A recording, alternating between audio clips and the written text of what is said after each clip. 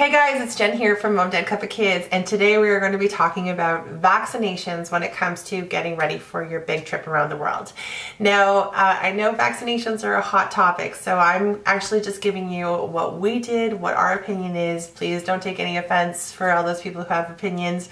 This is personally what we made when it came to decisions. We wanted to be sure to protect ourselves as much as we possibly could. So number one, I have to say, is that no matter how hard you try, vaccinations are expensive. It ended up being in our budget probably about close to $4,000, not kidding, when it came to actually treating all of the vaccination processes that we wanted to do to be sure to be ready for a full year around the world. Number two, there is a lot of them. And when it comes to getting your kids actually involved in getting the vaccinations, I will tell you that one of the worst days of my entire getting ready for this trip was on those days that we did the vaccinations, because it's more than one shot. They don't quite understand. They're upset. Some of them can be a little bit painful. So heads up, definitely trying to work with your kids on how to work through that process would be a great thing. And then bargaining with ice cream afterwards, brilliant idea. So I wanted to kind of share with you what we actually did. So one of the things that I thought was really important is we carried, we'll call it our essential travel documents, in something like this. This was able to sit inside of my PackSafe purse. I had it on the interior, but every time we had to access a passport, extra money, we had money in a bunch of different places, but extra money, or our immunization records, we would have it in here. You will see from here that we had with us and carried with us the immunization records, because sometimes they actually want to see a hard copy versus just a photo image of it. So the most crucial that a few countries we ran into was showing that you had your yellow fever immunization. There are certain countries that won't actually let you go into the country without this, so we had to produce this on at least 2 occasions. In addition, we did things like twin recs, we did Hep A and B, and I can't express to you enough 2 things that I think are really important. One is that we ended up doing the rabies protocol.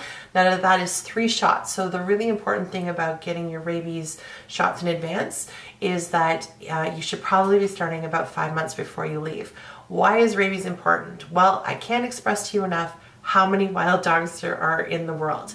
You will be surprised, and actually not surprised, as you go through your travels, that there is a significant amount of wild animals, either cats or dogs, that are just lounging on any given street corner. And this is just a safe way. I have had friends who have had their trips derailed because ultimately they were bitten. So this is just a preventative measure when it comes to taking care of yourself. The other thing that's interesting is that it was recommended us to take Malarone. We were going to be in too many countries that actually malaria was a concern, and Malarone as the antidote is the same as it is from the preventative. So what we did was we carried Malarone with us on the off chance that we showed signs of malaria, but because we were going to be there for such a long point in time, we didn't actually take the Malarone in the process. We had it on hand. So we also carried something like this, which had a few preparatory things like the typical Imodium, it had gravel, it had acetaminophen, it had Band-Aids, stuff like that. But in addition, we had a prescription of Malarone that we had with us. And we also had something called a super antibiotic. This was recommended by our doctor. They gave it to us. Let's be honest, when you are traveling, what's really interesting is pharmaceuticals as a pharmacy is really only a North American, or I'll call it a European idea. When you go to South America or Southeast Asia and you say, I have a really bad stomach, you just go to this local store that is kind of a pharmacy, and they just hand you out what is called muy forte antibiotics, which really basically you have no idea what you're taking, but you hope to God it's going to help you get rid of that gut rut stomach that you end up having. It happens. It is inevitable that it's going to happen. It happened to every single one of us on the trip in different areas around the world. I think you just have to go with it and plan on how to manage that. Maybe actually having some packets of electrolytes in your first aid kit, as far as, especially with the kids, if they're really low from vomiting on electrolytes, there's some ways that you can get electrolyte increases. But to be fair, every country we ended up having a problem, dealing with something.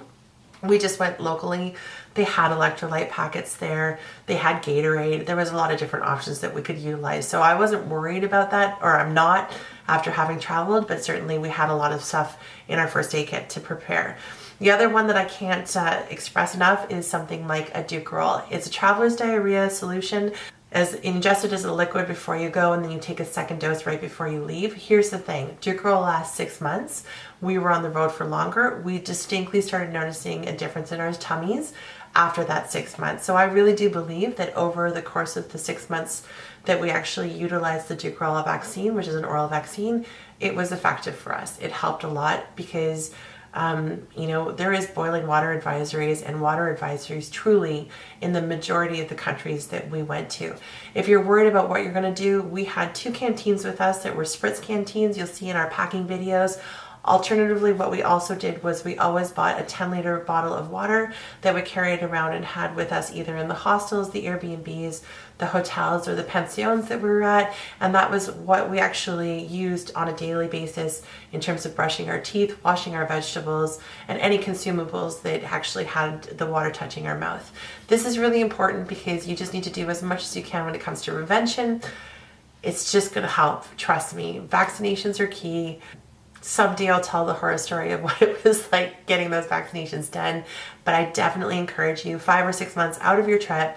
That is one of the top priorities, is just to get that protocol plan in place and save up so that you can actually get those all organized.